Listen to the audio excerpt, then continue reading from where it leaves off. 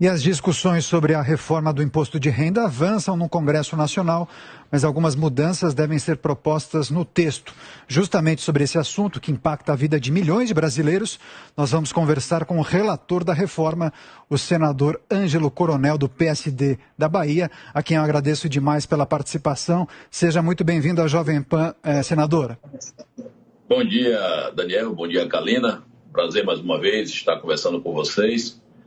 O imposto de renda, como você falou, Daniel, mexe com a vida do povo brasileiro, tanto pessoas físicas como jurídicas. No quesito pessoas físicas, que somos aí 32 milhões de contribuintes, o governo apresentou uma faixa de reajuste das isenções.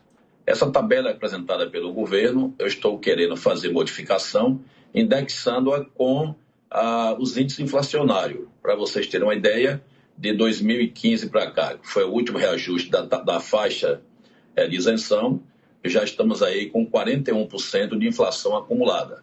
Então não é justo que hoje você vai ao mercado, tudo caro, feijão caro, arroz caro, a luz sobe, o IPTU sobe, o condomínio sobe, e a sua faixa de isenção ficar congelada, ou então somente com um reajuste de 13% proposto no projeto original. Então nós estamos alterando isso aí, para ver se é aprovado pelos nossos colegas senadores e depois voltar para a Câmara dos Deputados. Eu acho que isso aí é uma justiça fiscal para os 32 milhões de contribuintes que precisa pagar um imposto menor para sobrar dinheiro para se manter e manter a sua família.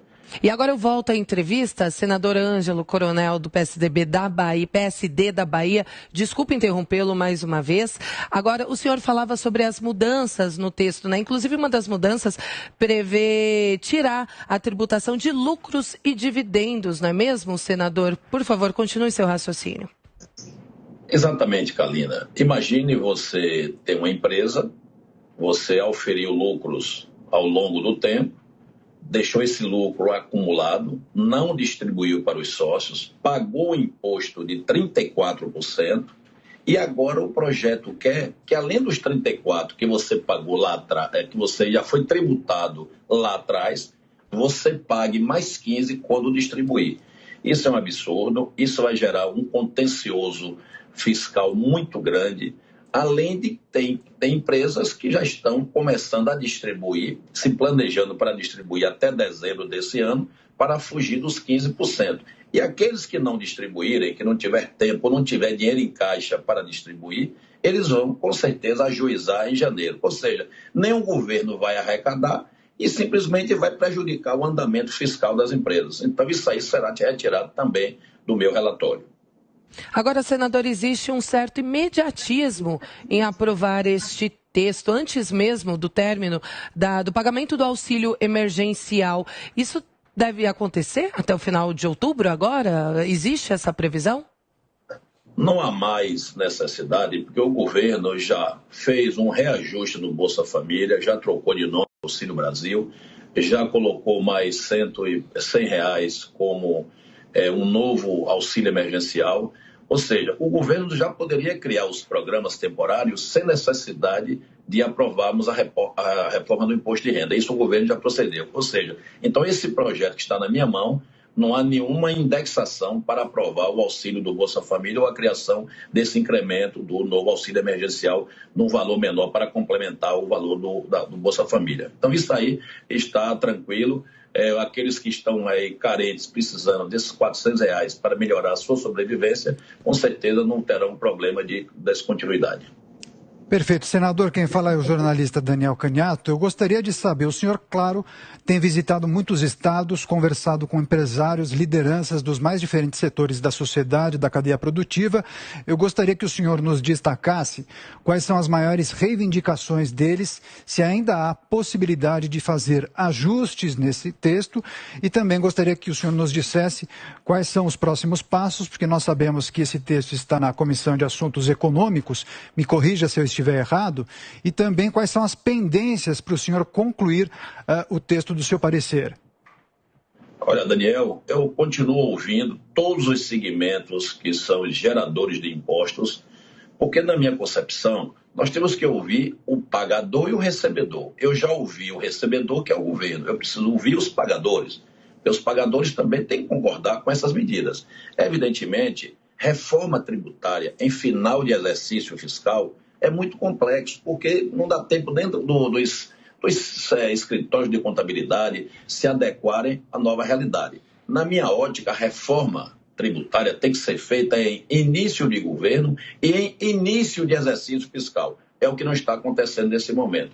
Eu continuo ouvindo os empresários de todos os segmentos, profissionais liberais, e quanto à questão do timing para apresentar, nós teremos a partir da próxima semana várias audiências públicas, ouvindo especialistas, tributaristas, ex-secretários da Receita Federal, para que a gente possa lavrar um texto palatável, sem pressa, sem assodamento, para que a gente possa, em vez de complicar, descomplicar essa questão tributária do Brasil.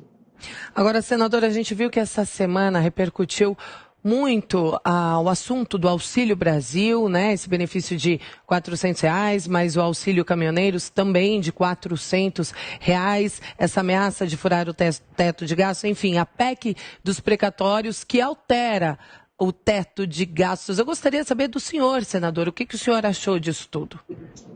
Olha, a PEC já foi aprovada na comissão especial, deve ser votada na Câmara dos Deputados na próxima semana. Acredito que não terá nenhum problema de ser votado com celeridade. Ela, ao chegar ao Senado, também nós vamos votar ela com o máximo de pressa para que a gente possa, com isso, abrir espaço para parte desse recurso seja aplicado nesse novo Renda Brasil. Porque ele é muito importante, porque o atual termina agora em 31 de outubro e em novembro aquelas pessoas que já estão acostumadas a receber esse dinheirinho para a sua sobrevivência não ficar sem ter ele na sua conta. Então, a PEC dos precatórios será analisada, com certeza, por todos os congressistas com a máxima brevidade. Agora, senador, o Senado e a Câmara dividem textos, né, que podem alterar a legislação tributária. Eu gostaria que o senhor nos dissesse como os parlamentares das duas casas, os senadores e os deputados, estão trocando informações. Como está sendo essa conversa justamente para que as versões sejam mais ligadas, elas tenham ligação e, naturalmente, seja a melhor versão para a população brasileira? Eu defendo, Daniel, que deveríamos ter uma comissão especial mista, ou seja, formada por senadores e deputados, para que todos esses textos das reformas tributárias, quando eu digo reformas tributárias, eu boto no plural, porque nós temos a do PIS e COFINS, que está na Câmara, nós temos a PEC 110, que é do Imposto sobre o Consumo, que está no Senado, e essa do Imposto de Renda, que também está no Senado, no qual eu sou relator. Porque você tem que ajustar, porque a empresa, ela paga o Imposto de Renda, mas também ela paga o IPI, paga o ICMS, paga o ISF. Então, esse fatiamento, isso termina complicando, porque você não está com todos reunidos no mesmo assim, espectro de análise e termina atrapalhando. Mas, já que foi feito desta maneira, vamos tentar, cada relator que esteja com o seu projeto na mão, que consiga ao máximo diluí-lo com os outros colegas para que receba mais informações, para que a gente saia com algo que realmente venha atender as expectativas. Porque nós temos aí esse emaranhado de impostos, e nós não podemos mudar para não facilitar. Porque mudar para complicar ou para elevar a carga tributária, isso é que não pode acontecer.